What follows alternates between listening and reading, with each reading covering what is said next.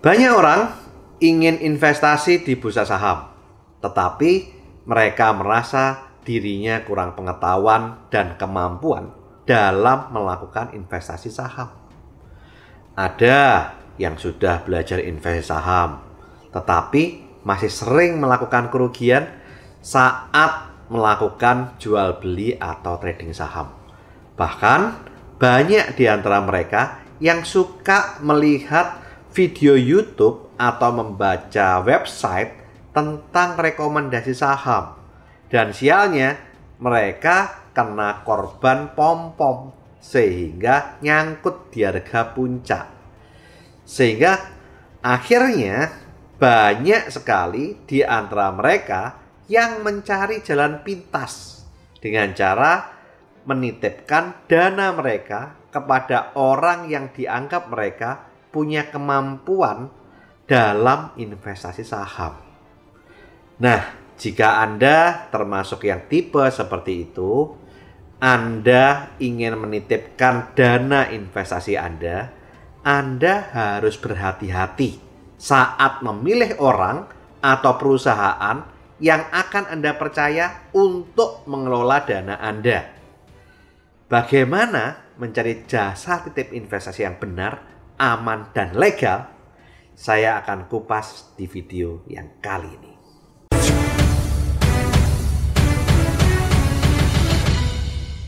Saat ini banyak orang yang juga bertanya kepada saya, apakah Pak Tony menerima jasa titipan investasi? Bapak dan Ibu, pertanyaan yang sama sudah sering saya terima sejak saya melakukan trading saham offline tahun 2007 atau 14 tahun yang silam. Di video saya berjudul Waspada Jasa Titip Investasi, saya mengatakan bahwa saya ini seorang investor, saya ini seorang trader, dan saya juga seorang trainer yang memberikan edukasi atau pelatihan investasi dan trading saham. Saya ingin memberikan kail kepada Anda, bukan memberi ikan. Saya memberikan training bagaimana cara menggunakan kail dan bagaimana memancing cuan di bursa saham Indonesia. Tetapi saya tidak menerima jasa titip investasi. Jangan mau ditawari jasa titip investasi dari orang yang tidak jelas ya, tidak kompeten, dan terutama tidak punya legalitas. Jika Anda ingin melakukan jasa titip investasi, Anda harus mencari perusahaan yang mempunyai izin jasa manajer investasi atau dikenal dengan nama perusahaan aset manajemen yang sudah dapat lisensi dari otoritas jasa keuangan. Mereka mengeluarkan sebuah produk yang bernama reksadana. Apa itu reksadana? Reksadana adalah salah satu alternatif investasi bagi masyarakat pemodal, khususnya pemodal kecil dan pemodal yang tidak memiliki banyak waktu dan pengetahuan dan kemampuan dan keahlian untuk menghitung resiko atas investasi mereka. Reksadana dirancang sebagai sarana untuk menghimpun dana dari masyarakat yang memiliki modal, mempunyai keinginan untuk melakukan investasi, tapi mereka hanya memiliki waktu dan pengetahuan yang terbatas. Sehingga bagi Anda yang ingin melakukan jasa penitipan investasi, Anda bisa membeli yang namanya reksadana. Anda bisa membeli, bisa lewat bank, bisa lewat sekuritas, bisa juga datang langsung ke perusahaan aset manajemen. Ada 3 hal yang terkait dari reksadana. Yang pertama adalah dana dari masyarakat pemodal. Yang kedua, dana tersebut akan diinvestasikan dalam portofolio efek. Yang ketiga, dana tersebut dikelola oleh manajer investasi atau dikenal juga dengan nama fund manager. Sehingga dana dari pemodal di dalam reksadana adalah dana bersama milik para pemodal yang dikelola oleh manajer investasi dalam bentuk portofolio efek. Reksadana dihitung berdasarkan nilai aktiva bersih atau disingkat dengan nama NAB atau dalam bahasa Inggris Net Active Value atau NAV. Saat awal reksadana dibuka, nilai daripada NAB atau NAV itu nilainya adalah 1.000. NAB atau NAV akan bergerak naik atau turun sesuai dengan kinerja manajer investasi dan pergerakan pasar modal di Indonesia. Ada beberapa jenis reksadana. Yang pertama dinamakan reksadana terbuka atau open end fund.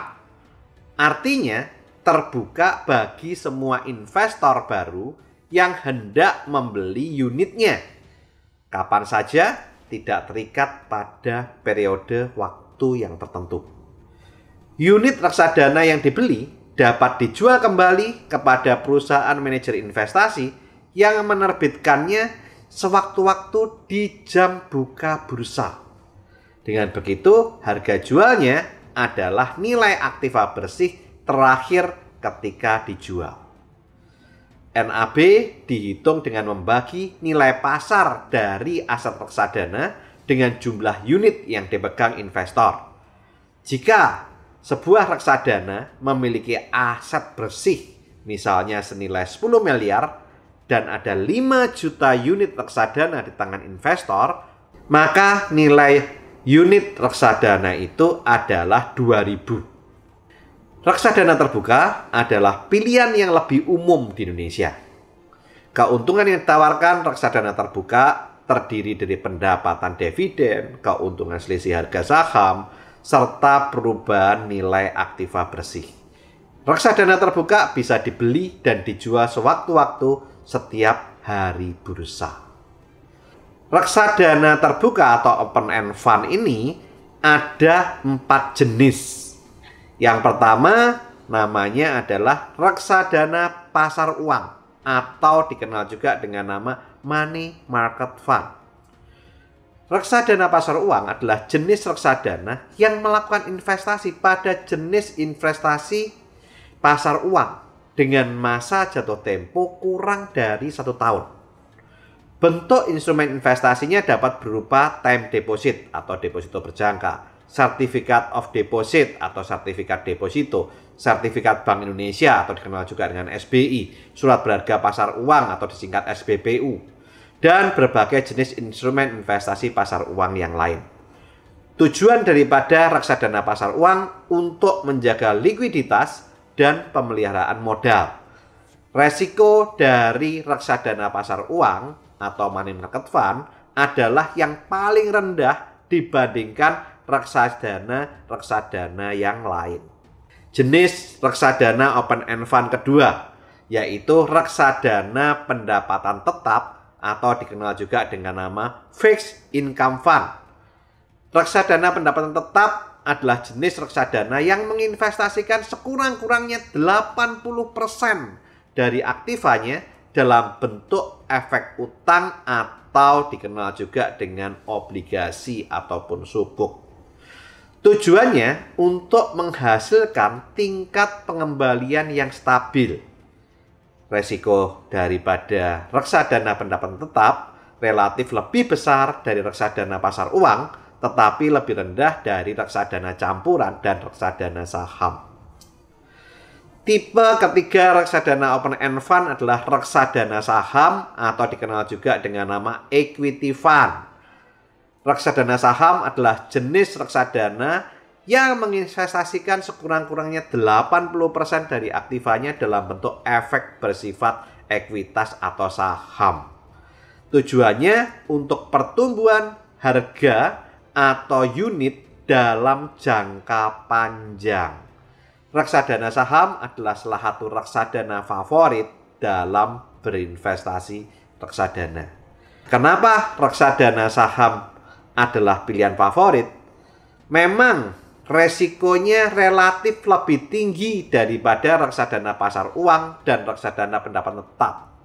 Tetapi memiliki potensi tingkat pengembalian atau return yang paling tinggi. Itu yang membuat reksadana saham adalah reksadana yang paling favorit. Yang keempat adalah reksadana campuran atau dikenal juga dengan nama Balanced Mutual Fund.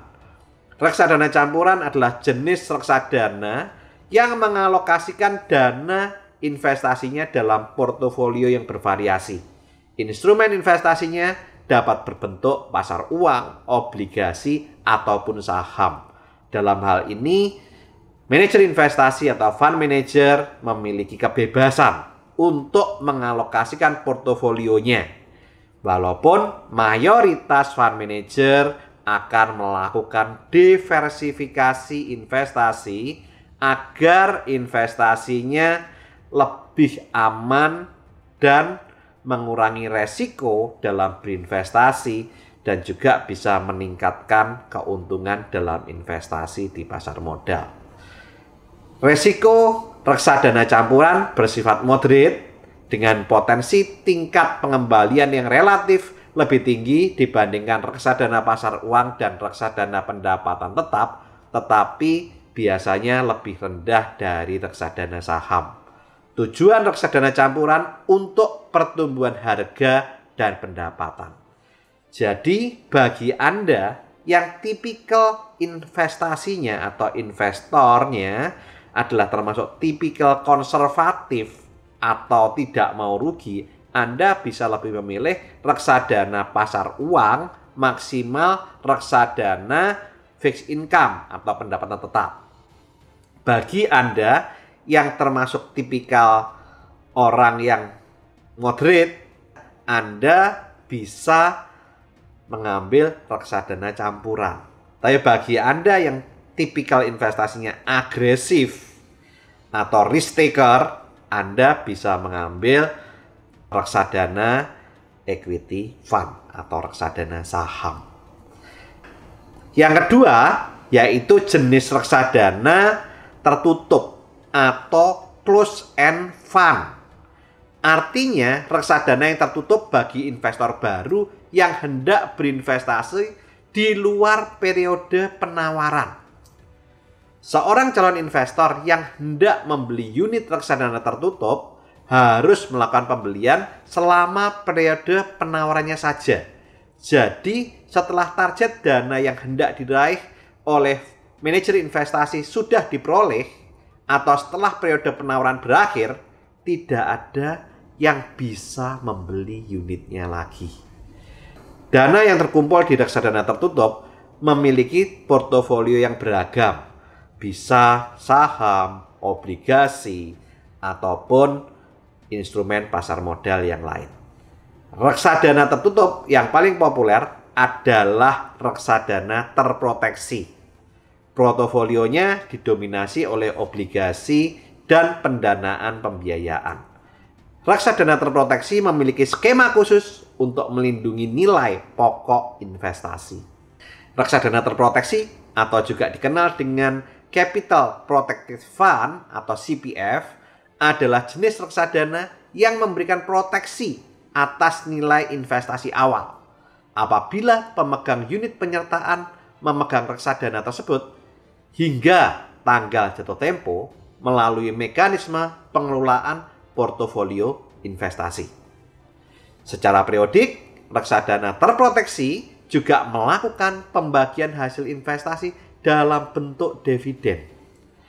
Reksadana terproteksi akan memproteksi 100% nilai pokok investasi pada saat jatuh tempo dengan jangka waktu investasi yang sudah ditentukan.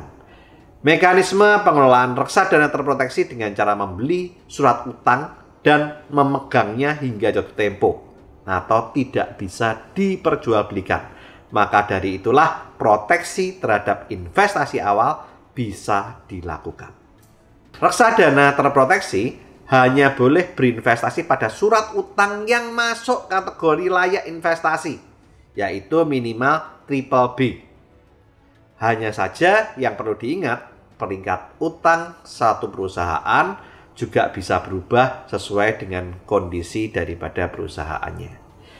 Reksadana terproteksi diperbolehkan memberikan indikasi atau perkiraan imbal hasil atau return, yang mana besarnya indikasi atau return ini diperoleh dari bunga atau kupon surat utang setelah dikurangi dengan faktor biaya dan pajak.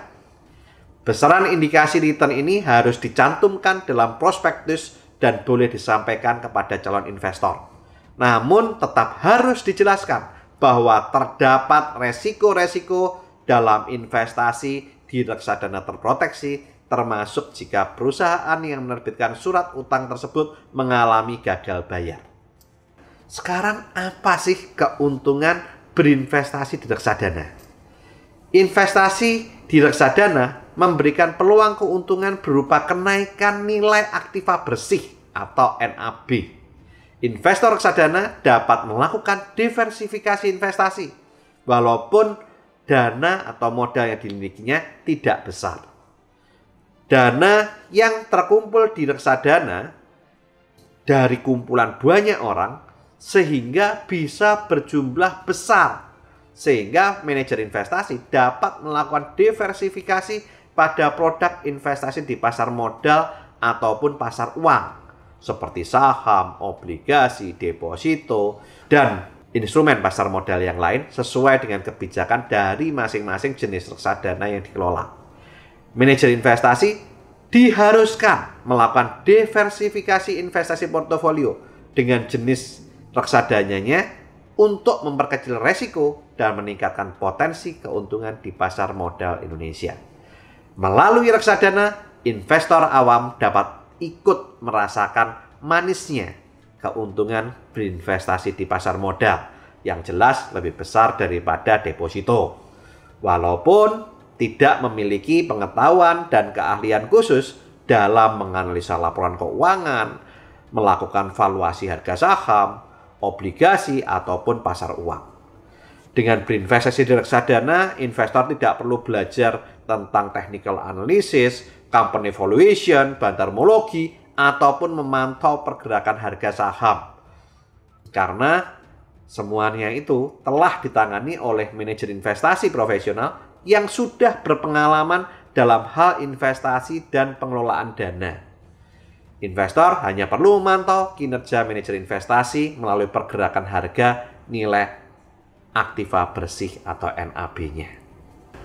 Apa sekarang resiko berinvestasi di reksadana? Resiko investasi di reksadana yaitu jika nilai aktiva bersih atau NAB-nya turun, maka investor akan mengalami yang namanya kerugian. Resiko penurunan NAB dipengaruhi oleh turunnya harga saham, harga obligasi, atau surat berharga lain yang masuk dalam portofolio efek reksadana. Hal ini dapat diminimalisir oleh manajer investasi dengan melakukan prinsip diversifikasi atau don't put all egg in one basket atau tidak meletakkan telur dalam satu keranjang. Di samping penurunan NAB, juga ada resiko yang kedua yang bernama resiko likuiditas, yaitu resiko yang menyangkut kesulitan yang dihadapi manajer investasi jika sebagian besar investor reksadana melakukan penarikan dana atau redemption atas unit yang dimiliki, seperti kalau bank diras gitu.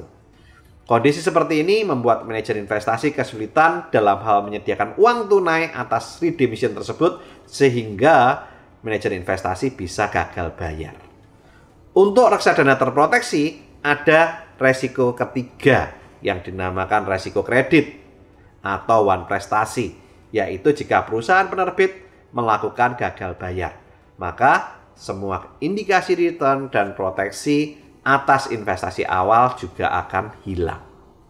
Itulah jenis-jenis investasi saham, dan yang terutama Anda harus memastikan bahwa perusahaan yang mengeluarkan reksadana atau perusahaan aset manajemen tersebut harus terdaftar resmi di Otoritas Jasa Keuangan atau OJK.